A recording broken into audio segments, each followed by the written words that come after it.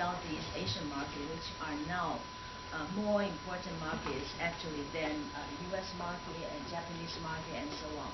So for helping Taiwanese company to get into this rising economy, rising regional economy, President Ma's approach is to negotiate bilaterally this ECA, the Economic Cooperation Agreement. So so far we have completed 2 agreements, the one with Singapore and also the one with New Zealand. And in terms of ratification, no problem, because it was sent to the legislative yuan and takes only a few minutes, to pass all these texts. Some congressmen even didn't bother to read the text. So these 2 agreements were actually passed, actually ratified, and then put into force 6 months later.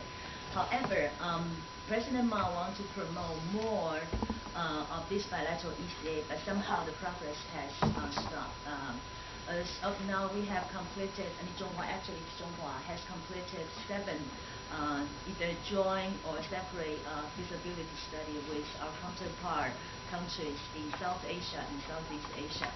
However, the progress has been very, very slow because all these counterpart countries are either busily engaged in more important, larger FTA negotiation. Most of them, as you know, are occupied with this RCEP, and some countries like India has been occupied busy with the negotiation of the FTA with EU.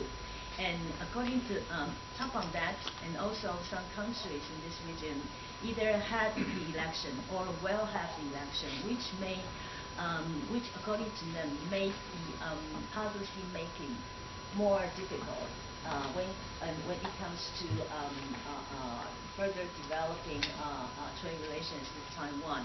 So I have to say that progress in this regard has been quite slow in terms of this bilateral ECA development. And the third approach is, of course, the regional approach, the TPP as well as the RCEP. TPP has been on the priority list for President Ma since his first term.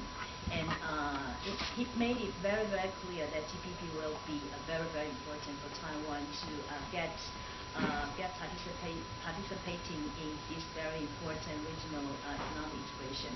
However, in May 2013, when the RCEP, the 16 countries kick off their negotiation to forge even larger FTA in terms of population, because the RCEP has the world's largest population than the TPP. And business leaders and business communities in Taiwan keep calling for the government to pay more attention to the development of RCEP, because to these business communities, RCEP actually represents much more market potential as well as more important places for investment, because now China and also some Southeast Asian countries are Taiwan's most important destination for investment. For example, we have like more than 200 billion, according to informal data, we have more than 300 billion FDI accumulation in China, and we have more than 150 to 200 billion FDI stock in Southeast Asian country as a whole. So the RCEP was regarded as more important by the business leaders in Taiwan. So President Ma then puts RCEP as an equally important target for FTA with TPP. So he has made it very clear that the government will use what he called a dual-track approach to keep working so that Taiwan can participate in the TPP as well as the RCEP, because 2 FTAs are equally important to Taiwan. And that's the 3 approaches adopted by President Ma's administration in the past years. And however, there have been some changes in the structure of these approaches as well as the progress and also atmosphere perceived for these different approaches. First thing is First thing is the TPP. Okay, the TPP because of the Sun Flower Movement KMT has been in a very difficult position to move forward, both for the cross-strait services agreement as well as for the goods agreement, as well as the agreement in goods. And for TPP at that time, it's equally sensitive because of the pork issues and some other agriculture issues. However, things have been changed because in the past few months, October last year, the TPP announced its conclusion by these 12 countries, which made Taiwanese community, particularly business community, now realize that according to all these reports of the huge benefits that TPP countries are going to enjoy after the agreement after the agreement is implemented, particularly the case of Vietnam. Now, Taiwan business community pay a lot more attention to the TPP because to them the TPP seems to be real now at this moment. However, the RCEP has been slow, and you probably know from the news that RCEP has been keep lowering its standard. For example, it used to set a target for 90% or 95% of coverage of this trade liberalization of goods, and then eventually only covers about less than 80% for ASEAN countries, or only about 40% of trade between China and India. So Taiwanese company kind of disappointing at the progress as well as the quality that has been put as the result of this RCEP negotiation. So people now getting to feel that they need to support more for the TPP. That is the first reason. Second reason is, of course, the slowdown of Chinese economy and also the rise of the Southeast Asian economy as a new regional economic power. So the slowdown of Chinese economy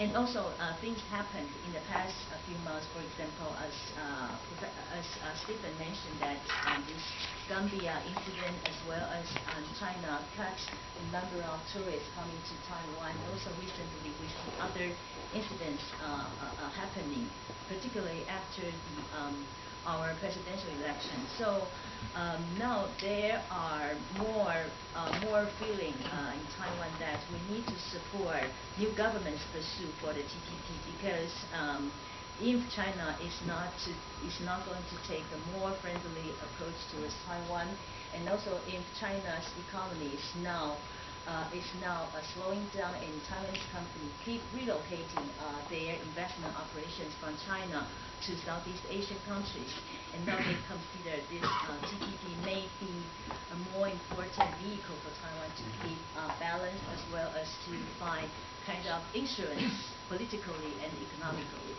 So this kind of changing landscape actually have put the new government in a more favorable position to promote the TPP at this moment. So I really feel different with Stephen because he mentioned about Thai faces a lot of problems and the time is running short. However, in my point of view, I now see Taiwan actually have forged a more pro-TPP sentiment, which was not the case. Yeah, politically and also economically, okay, and which was not the case probably 2 years ago and 3 years ago.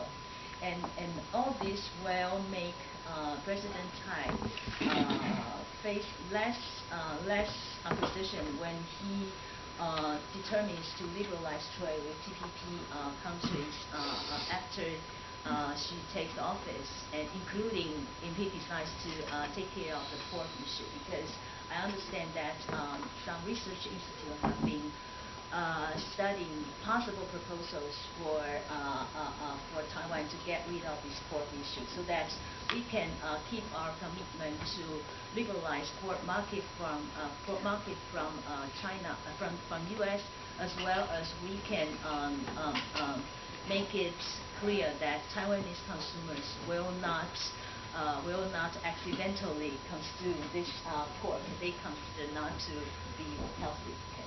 So, and this is the case for the TPP. for the TPP and also the changing atmosphere in Taiwan now. And the third point I'm going to say is what the government has been doing in the past years. You know that since around 2012,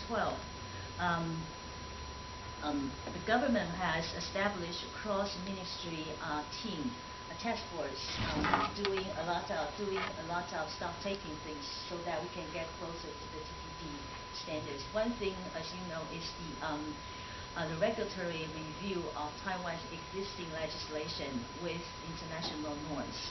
And according to a very recent news release by Executive Yuan last month, and currently the government has narrowed down the gaps of Taiwan's existing legislation with international norms, particularly the TPP norms. And now it used to be 2,000 to 3,000 of legislation. And now, according to our Executive Yuan, it has narrowed down to around 10 legislation, 10 laws and regulations. No, they have problems. They have problems with TPP norms. Only narrowed down to 10. 10, and these 10 laws include the patent law, the copyright law, the electronic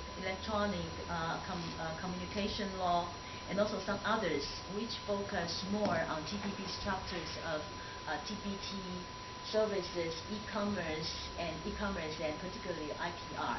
This means that the rest regulatory reviews or the other gaps identified in previous work have been either improved or turned to lead to a draft legislation or draft revision that either has been submitted to the Legislative Yuan for ratification or are now under working process. So this means that Taiwan, particularly for this regulatory reform of this benchmarking of TPP legislation, the high-quality TPP legislation, KMT government has been doing a lot. And I think for the next government, they just have to continue, particularly focusing on this IPR chapters and some others, and then this issue will be much less controversial and difficult than it was 3 years ago. So that's part of the work that President Mao has been doing. And also, I think this is very important because of this Sunflower Movement. And the government has been adopting revised and expanded this impact analysis assessment. Okay? Because for Taiwan, like Zhonghua, what we've been doing in the past decade is we particularly only on economic impact. However, the Sunflower Movement informed the government and also the whole society that there are more issues than economy that may concern the people. So the government has adopted a revised impact analysis assessment, which include cultural, gender, environment, and also other things.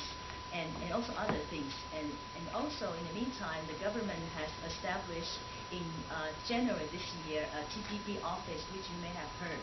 And it's a lot of budget, huge budget has been given to this office, and it functions as the government's arm to outreach to and also communicate with people, general public, enterprises, as well as various stakeholders. Okay, so now the stakeholder idea is probably something very new because before the Sunflower Movement, we focus, or the government focused mainly on dialogue with business leaders. Okay, business leader, large companies. But now the stakeholders include business representatives, SME, farmers, students, as well as just general people. So I think this is a learning process for the government and the society to know how to handle new and sensitive issues. I believe this kind of exercise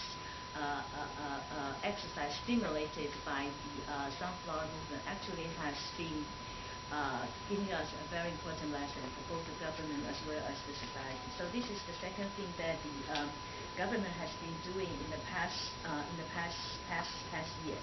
So